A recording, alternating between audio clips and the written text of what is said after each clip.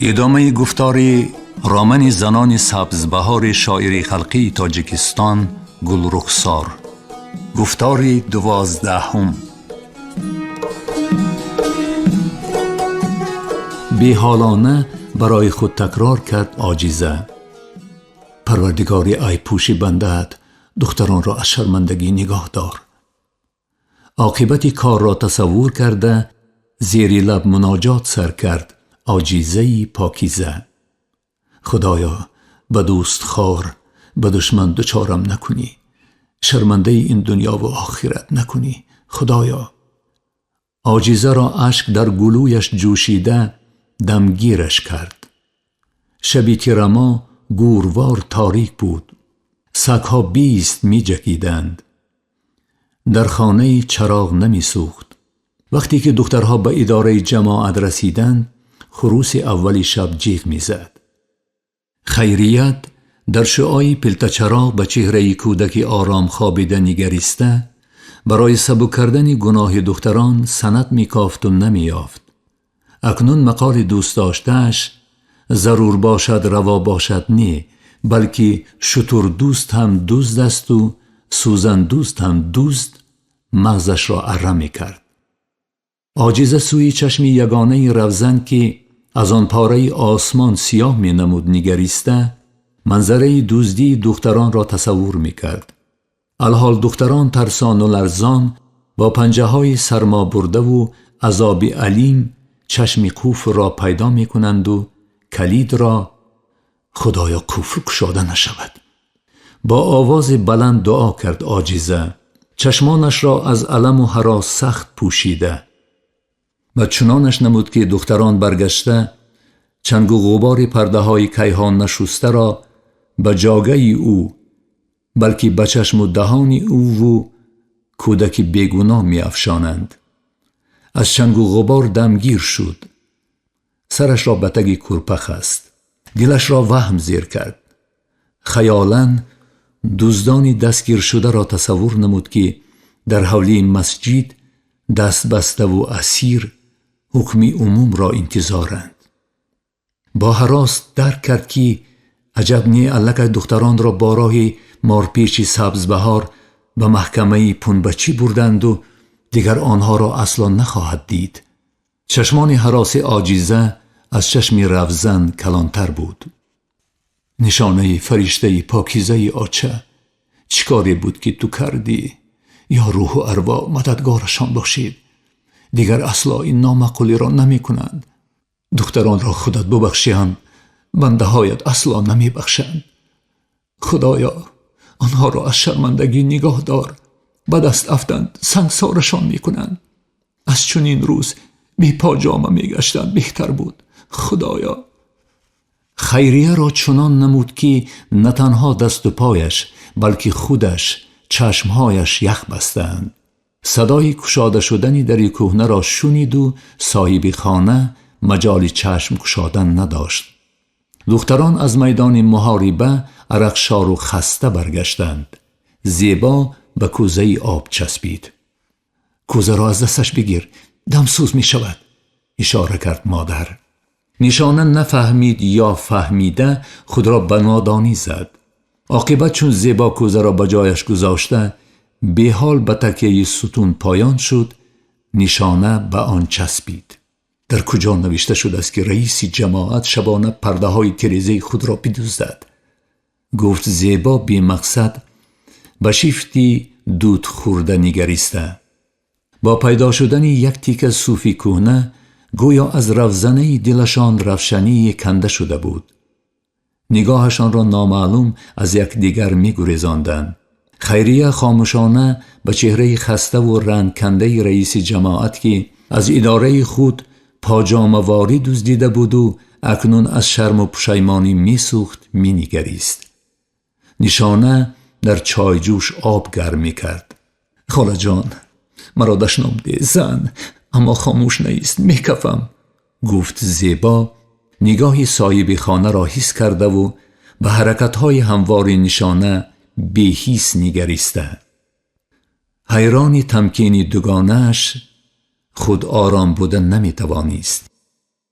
در اداره نیز پرده ها را نشانه از تیریزه کند. خودش هرچند زور زد آنها را گشاده نتوانست. خدا از این بدتر نکند. گفت صاحب خانه که در این کار خود را برابر دختران گناهکار می دانست. آنی که ما را به چنین روز رسانیده است خودش می بخشد. پرده های وقت سفید و الحال سیاه در دست نشانه آزادکار رنگی پیشتره را می گرفتند، اما به نظر مادر از پاجامه‌واری دیده به کفنواری مانند بودند. خیریه از این اندیشه ناجا خلاصی خواسته پرسید: هوا چه خیل باشد؟ آبها یخ کردند. جواب داد زیبا.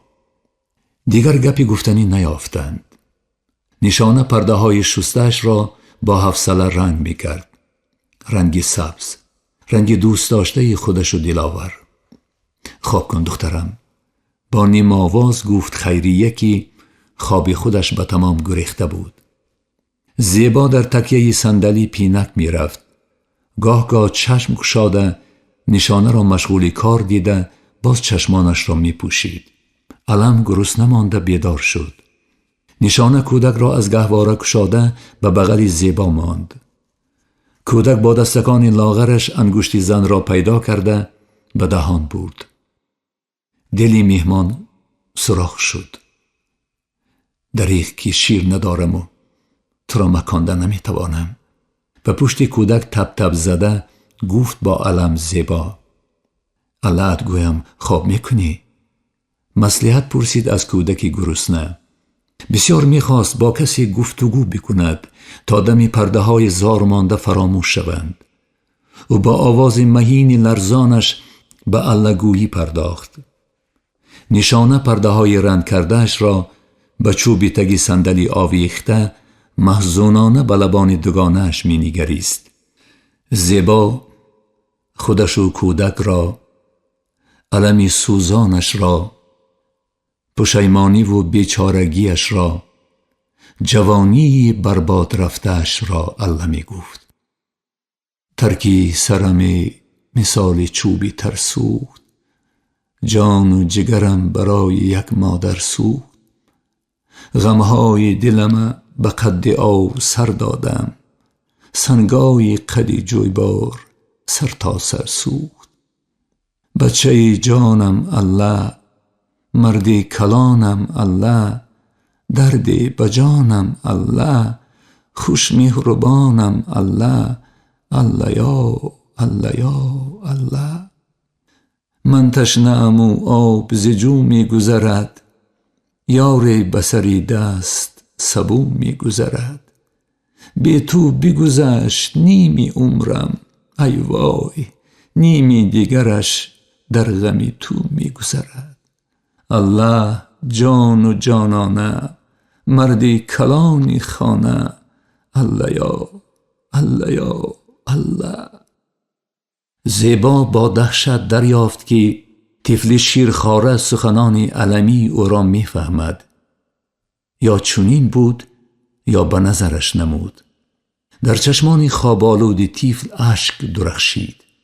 نشانه کودک را شیر داده به گهواره بست. بالشت را زیر سر دوگانه‌اش گذاشته اشاره کرد: خواب کن. آنان که از نگاه یک دیگر میل گریختن داشتند به اختیار به چشم یک دیگر نگریستند. نگاهشان محزون و عذر طلب بود. زیبا چشم پوشید اما خواب گریختش دور بود. همه دزدها مثل او بیخواب باشند. خیالاً پرسید از خود. او نیز دزدی کرد و به دست نیفتاد. پگاه در ده خبری دزدیدن پرده های جماعت پهن می شود. به سوال و نگاه مردم تاب می آورده باشد. مبادا تاب نآورد، مبادا نقل کند. نه تنها خودش، نشانه خیرخواه شرمنده می شود. سبز بهاریان که قفل و کلید را نمی دانند بعد گم شدن پرده ها به یک دیگر به نظری شبهه خواهند نگریست. دزدی حقیقی بی جزا می گردد. به گناهم اقرار شوم، زنها مرا می بخشند. الحال نی. چرا الحال نی؟ حاضر اقرار می شوی. فرمودش زیبای دیگری. او جسته از جای خیست. پرده های رنگ گرفته و خشکیده را که نشانه میل بریده پاجامه دوختن داشت چنگ زده کلوله کرد و به طاق پرداخت. تا این پاجامه را پوشیدن بی پاجامه بستلی نابود روم بهتر است، گفت با آوازی بلند. مقراض از دست نشانه افتاد. او گناهکارانه سر خم کرد. زیبا که دلش گشاده شده بود دوگانه اش را آغوش گرفته گفت: پرده سبز را پگابت ریزه اداره جماعتت می آویزیم. نشانه نیز دوگانه اش را آغوش کرد. هر دو آهی سبک کشیدند. خیریه را گویا از بالایش تخت سنگی را گرفته بودند خود را سبک حس کرده چشمانی از بیدار خوابی خسته‌اش را پوشید. نشانه بوز را جوشیده، کاسچه شیر را نپخته، نزد علم که اکنون پر و پا برآورده رو به بیهی آورده است گذاشت. می دانست که شیر خام مخصوصاً شیر بوز به قوت است. علم قاشقچه چوبینی سیکنجه در دست روی کاسه سر خم کرد. مادر و دختر تبسم کنان محزون به یک دیگر نگریستند. نگاهشان سرشار حزن بود. دمی نگذشته بچه از آستین خاله اش کشیده تگی کاسه خالی را به او نمود. خاله خود را به نادانی زده از زیر خاکستر کدوچه هیل هیل پخته را بیرون آورده بالای دسترخوان گذاشت. بچه کاکلان خاله اش در پنجه اش او را سوی خرمه شیر کشاله کرد. لبان پرتبسم دختر می جوشیدند. خرمه شیر از نظر بچه دور نمانده بود. چون کاسه را به خرمچه نزدیک آورد کودک آن را چنان عیارانه چپه کرد که کاسه اش لبالب پر شد. او دیگر به اختراع جان مانی نشد. در این خانه همه چیز فدای این کودک بود.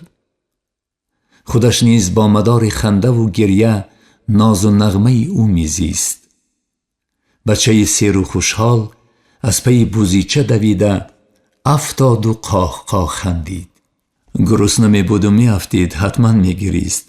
همراه کودک خندیده از دل گذراند نشانه. زنده گردیدن طبیعت کودک را بیقرار، دختر را آرزومند کرده بود. هر دم در لبانش تبسم می شکوفت. تبسم و خوشحالی دختر مادرش را عمر می بخشید. شوشه های بامگوشه ها روزاروز گریانتر شده از رسیدن مرگ زمستان خبر می دادند. طبیعت زندگیزا آدمان را از خانه های دود زده بیرون می کشید.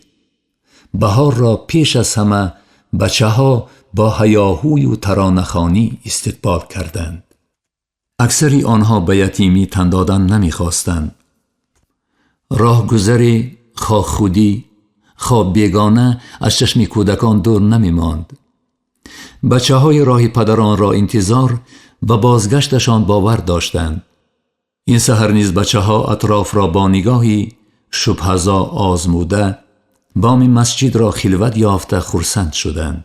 برای بازی بام نهایت موافق بود، اما نه یک بار و دو بار زیری کلوخ باران مانده ترسان بودند. گاها به بازی سرگرم شده در غفلت می ماندند. امروز نیز همچنین شد. سنگ و کلوخی به سرشان باریده مجبورشان کرد همگی روی بام پرو بخوابند. پایان بین نشانه و خاصیت بحث و خرخشه شد ناگفتنی. دختر بند دستی زنکی علاو گرفته را داشته می افشاند تا دمی سنگ از دستش افتاد. خاصیت سنگ دیگری را گرفتنی شد. نشانه هر دو دستی او را محکم داشت. دستان و لبانش چشمان مهربان دختر به گپ در آمدند. مان بچه ها بازی کنند. آنها چی گناه کردند که به سرشان سنگ می اندازی؟ نرس به بچه های من. ای در پدری بچه هایت رحمت. زمانه پیش می بود برای به بام مسجد برآمدن بچه ها را سنگسار می کردند. زن باز به زمین خم شد. باز نشانه دستش را داشت. حق نداری بچه های مرا جنگ کنی. خاصیت معنی جوشیدن لبان دختر را به طریق خود چنین فهمیده نرم شد. الهی سبب مانده چوجه گیری، از این هم سیر بچه شوی. بچه را تربیه کردن لازم. تربیه. بچه های تو سرهوی مانده، بی آداب شدند. بچه های من به گناه نرسیدند، مان بازی کنند. زن شرح مربیه را که شاید دیگر بود چنین فهمیده تبسم کرد. اما از چی باشد نشانه سرخ شد. از روی شریعت دختر در 9، بچه در 12 سالگی به گناه می رسد. مولوی احمدت یک وجه بود به گناه نرسیده است میگویی. کزد فرایت در ذات بنیاد همه‌تان رحمت. باز شورید خاصیت. نفراید اشاره کرد نشانه به بچه های گنجشکوار از گوشه بام سر برداشته و به مربی نگران. اگر آنها را خودت میزاییدی تاری سرمان گهواره میچون دادی. کفراید بی ایمانها، کافرها. خودت هم کافری، بچه هایت هم. خاصیت بیهودگی بحثش را با آچکلان فهمیده به راه خود غوط کنان رفت. هیچ کس میل فرآمدن نکرد. خاصیت از کافرها گیلمن دست افشاند و رفت. نشانه جاربش را برداشته به مهمانخانه مسجد درآمد و صاحبخانه سیر ترددی را میماند که به استقبال مهمانان عالی قدر منطق می آراید و از کارش هنوز قناعتمند نیست. امروز هم شیفت و دیوارهای مسجد را جاروب زد. بچه ها عاقبت از بازی سیر شده و گرسنه مانده نزد مربیه رسیدند. او را در حالتی یافتند که از دور با نگاه صفت کارش را می سنجید. خانه ما را چی نمی رسد؟ می گفت نگاه مربیه. بچه ها نیز با نگاه سنجیش مهمان خانه را از نظر گذراندند. یکی کرپچه های از خانه اشان آورده را گسترد، دیگری کوزه ها را از آب پر کرد، سیومی چراغ های سیاه را تازه کرد. باز چی نمی رسد؟ دستان مربیه حرکت کردند و ابروان پیوسته‌اش بالا شدند. چوب خشک گفت یکی، دسترخوان گفت دیگری، نوده های سبزی مجنون بید و گلی سیاه گوش گفت احمد از همه پیش که مربیه‌اش را از نگاهش میفهمید. چشمان دختر برق زدند و لبانش شکفتند. کتفان یتیمک را مهربانانه نوازش کرد. احمدی برای داناییش صاحب یک دانه قرود شده غالبانه سوی همسالانش می نگریست. رخسارش ارغوانی بود. نشانه که برابر دیدن کودکان شوخ و بازیگر ناسازی های روزگارش را فراموش می کرد. امروز نیز غبار دلش را بچه ها برآوردند. او خرسند بود که بچه هایش من بعد هر پگاه دسته دسته از در این مسجد وارد شده تا بریان شدن نخود یا گندم گردی دیگ را می پیچانند. بعد نشانه به دامن و تاقی هر کدام گندم یا نخود سوزان می دهد. آنها این لحظه ها را چگونه با بیقراری انتظار می شدند. نشانه کارهای مسجد را به سامان رسانیده به دودروب سفید کردن دالان خانه اشان پرداخت. گاه او بی اختیار سوی بام که چندی پیش بچه ها از بیم خاصیت پرو افتاده می خوابیدند نگریسته خود به خود تبسم کرد. او می دانست که بچه ها در تپه با دستکان شخشول صابون ندیده اشان از تگی برف برای آرایش نوروزی مسجد سیاه گوش و برای مربیه هایشان ریشه سیچ می جستند.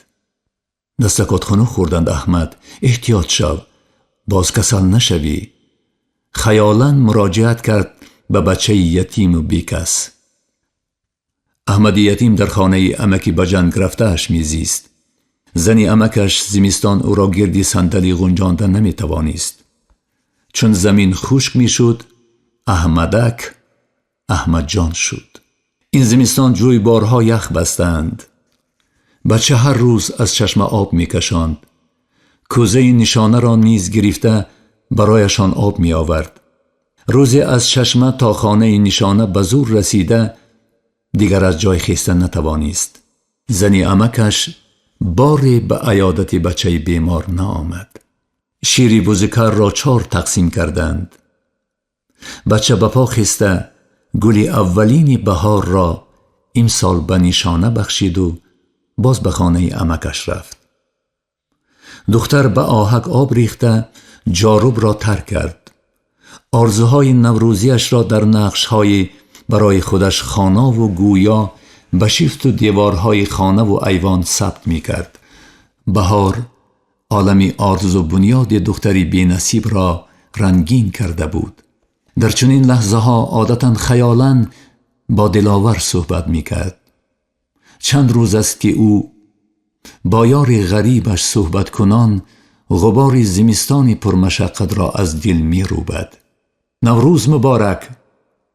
نشانه تبریک جوانان را نشنید.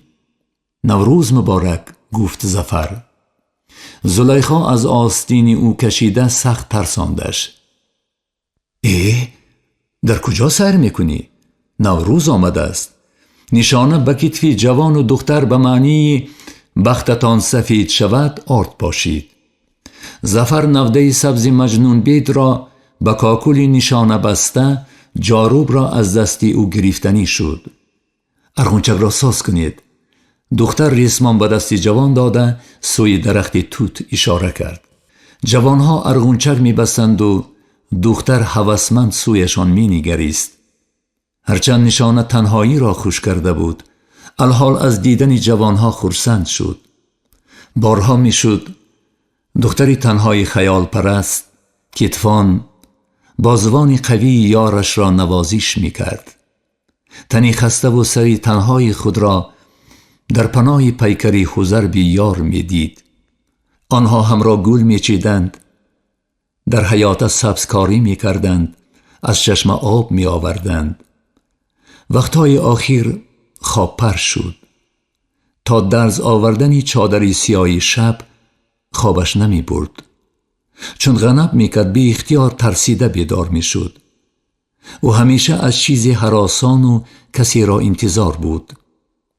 پیشتر وقتی که علم خورد بود او چنین از خواب سیر نمی شد. کودک زود زود بیدار می شد. چون خاله صدایش را نشنود کاکلانی او را کشیده ترسانده بیدارش می کرد. بعد بچه را خواب می برد و خود خفته نمی توانست. لاغر شده بود، اما چهره شیروار سفید و گیسوان مرغوله‌ای حنارنگش، لبان عقیقش قاصدی فصل بهار عمرش بودند. برای شکفتنش قطره آب و ذره آفتاب کمی می کرد. عزیزی غریب افتاده دلش را یاد کرده بود. حزن نوروزیش را چشمان محزونش می نمودند و با غم و شادی خود تنهای تنها بود. می خواست مادری عاجزش که برای جرم مادرزادی او پنهان و عیان غم می خورد تنها خنده و شادیش را ببیند و بداند. مادربار مکتوب دلاور را در دست دخترش دیده جای شادی کردن چشمانش را اشک سوزاند. او حس می کرد هر قدر دختر بر کمال می شد آنقدر از همدیه ها دوری می جست. تخمین مادر بیجا نبود. نشانه را چنین می نمود که مردم جرمی او را همیشه در یاد دارند. زبانشان خاموش باشد هم نگاهشان 100 زبان دارد. ترحم بجا و ناجایشان دل شکسته‌اش را سخت‌تر می شکست. خود را از کسی کم نمی دانست، اما آدمان کمی او را هر دم خواه و ناخواه خاطر رسان می کردند. دختری بی زبان زبان نگاه ها را خوب آموخته بود. حیف با چنین روی و موی زیبا زبان گویا و گوش شنوان ندارد. زلفان درازش را خود میده بافی می کرد. مادر 40 کاکل دخترش را قبضه کرده می بوسید و می بوید و آه کشیده می گفت دامادم به کمش باید شاهزاده بغداد باشد. او که از قصه های عالم تنها 1001 شب را خوش کرده بود، برای دختری نازنینش تنها شاهزاده را سزاوار می‌دانست. می‌دانست که در سبزبهار شاهزاده‌ای بود که زندگی برای دختر بی او روزی سیاه، با او بختی بخت هاست. اما نشانه همراه ظفر و زلیخا جاگهی مادرش را از خانه بدالان برآورد. چشمانی به نیم تاریکی عادت کرده ای عاجیزه چندین نیم پوش به در و دیوار آراسته نگریسته خوشحال درخشیدند. زن گریبانی شکرانه داشته زیر لب چند دعاخوانی کرد. ظفر دختران را در الوانچک با شست باد میداد و از هیاهوی و هراسشان ذوق برده میخندید. نشانه علم را هم به بغل گرفت. جفتی پرستویی که تگی دالانشان جای لانه میکافت با شادی دختران جور شده مسابقه کنان به پرواز آمد. علم ذوق کرده بیست میخندید. نشانه کودک را آغوش کنان با چشمان پوشیده الوانج میرفت. دمی از خود بیخبر شد و چنان نمود که او را ظفری همسایه نی دلاور الوانج میدهد و خواهرزاده اش را نی پسری خود را بغل کرده است. هر سه سوی ابرهای سفید پرواز میکنند. دختر از عالمی موجوده چنان دور رفته بود که او را و کودک را زلیخا نمی داشت. افتادنش یقین بود. چشم گشاده ترسش را با خنده حزن‌آلود فرو برد و سوی مادر هراسانش نگریست. ظفر و زلیخا به الوانجک نشستند. سیری یکدیگر را در الوانجک جنبانده خنده و شادی کردند و همچنان خندان و خوشبخت دویده رفتند. نشانه جوانها را تبسم کنان تا تگی دروازه گسیل کرد. بچه چنگی حولی را برداشته از پی بزغاله که هدیه نوی کلبوز بود می دوید. کودکی جنگ زاده اکنون به 4 قدم مانده بود و به قول بیبیش جان بیقرارش در تنش نمی گنجید.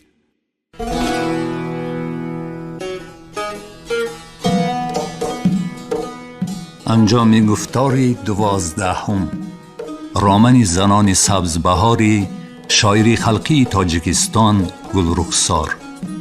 در آماده نمودن گفتار اینها سهم گذاشتند: محرر کارمند شایسته تاجیکستان شهاب الدین حق نظر، راوی هنرپیشه خلقی تاجیکستان محمد جان شادی، کارگردان طالب محمود.